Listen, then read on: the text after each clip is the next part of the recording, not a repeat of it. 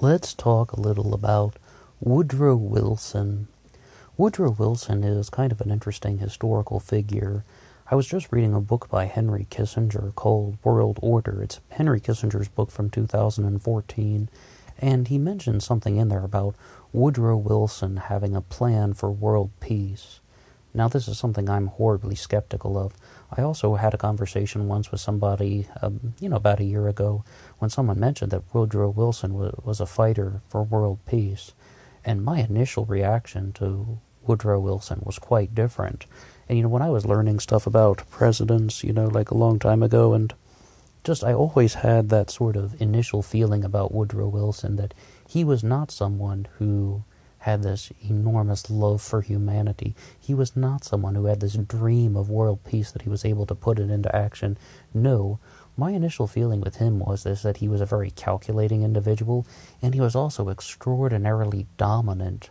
He was somebody who, somewhat like Henry Kissinger, had the ability to manipulate large social groups to get a desired result.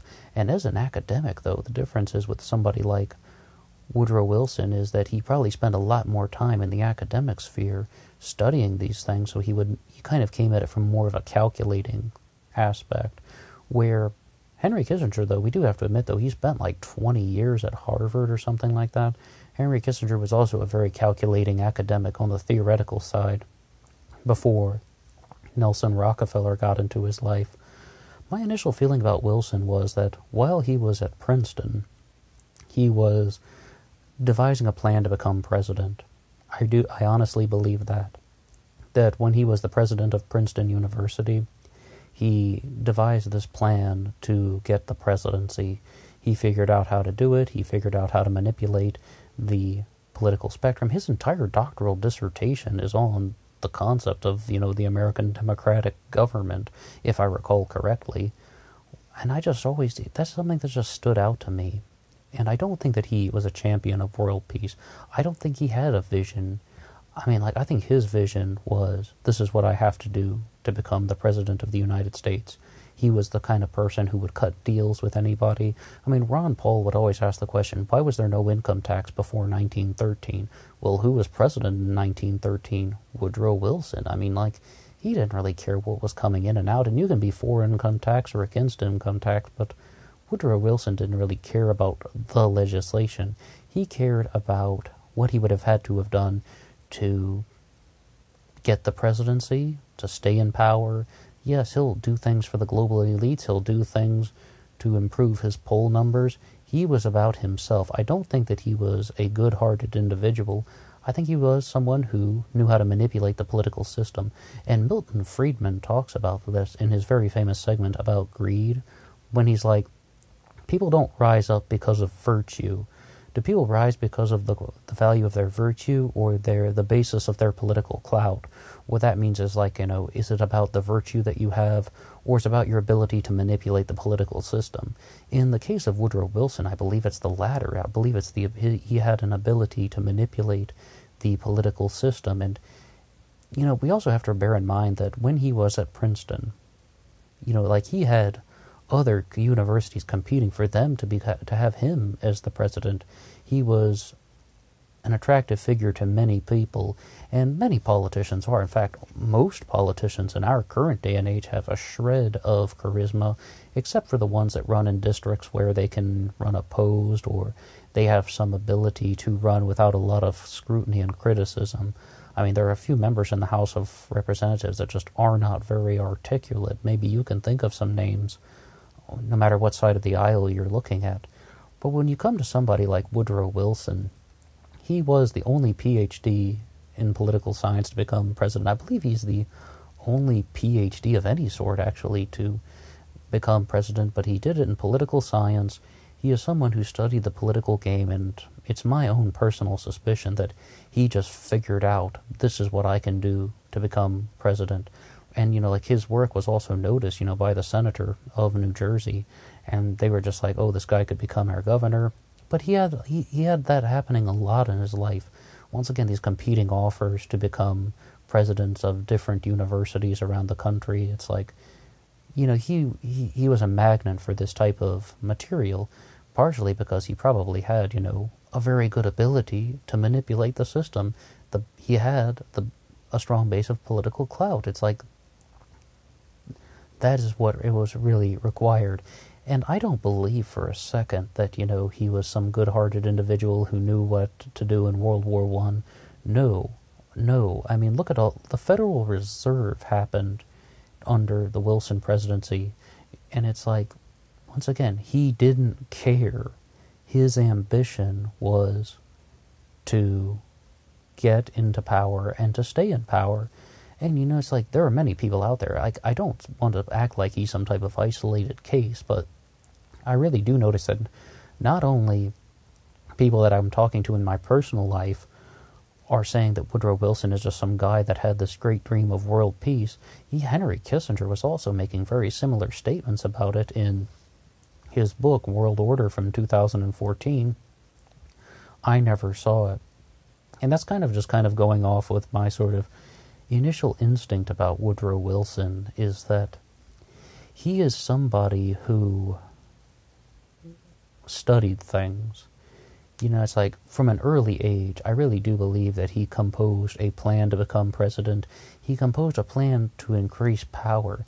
I mean, like, this is kind of stuff that he probably composed during his PhD process, and as well as when he was the president of Princeton. He knew how to go from academia into the local politics. He knew how to go and sort of rise up as, a potential governor and then go on to the presidency. He knew the steps that he would have to do. Like, if he does this thing, like the cause, it will create this effect. That's all it is. I'm very surprised that the people would sort of insist that he was somebody who had a dream for world peace. I mean, it's like, you were also doing things like the income tax, which is going to be cutting down on things like the middle class, the workers. And yes, it does affect people. I know that it's a multifaceted argument, and you could be like, it's going to come back to them in some ways, but the income tax and the way that it was implemented wasn't designed to benefit the middle class and the working class. That's why there was a cap on it. That's why it had a limitation. And it's like the Federal Reserve as well. That also made the global elites stronger. I mean, that was the whole point, that they can charge interest on the money that is printed, and you have private bankers interfering with the public money. That's why people are opposed to it. And who was president during all that time? Woodrow Wilson, not to mention the choice of William Jennings Bryan as Secretary of State. The Cowardly Lion and L. Frank Baum's Wizard of Oz is based on William Jennings Bryan. And, it's like, he just was somebody who got involved with the political system. And the way political appointments are doing, the reason I brought up the Secretary of State thing is like, it sort of comes down to the fact that people make a lot of appointments, not because they think that this person is good for the job. They make their political appointments because they believe, okay, I need to get votes somehow. If this person can cut this deal for me, then I'm most likely going to increase my own power. What do I have to do to increase my power? Well, this person is going to do this favor. This person is going to make this happen, so I'm going to put this person in my cabinet. And, like, when people are revealing the stuff later on in documentaries, on the History Channel, on, some of the independently produced stuff, we all are just like, oh yeah, obviously. But then why are we so keen to scrutinize the current administrations for, oh yeah, he's making choices based on what he genuinely believes? When we look back in retrospect, then we're all just like, oh, he cut a deal with somebody and they got to be Secretary of State because they did X, Y, and Z for him. That's how this stuff happens. Political clout. That's what it is. And it's like, so that's how William Jennings Bryan got tied into that. But we really have to insist that someone like Woodrow Wilson just had a plan to get the presidency. That was his driving objective. And everything else you can say about that was not paramount.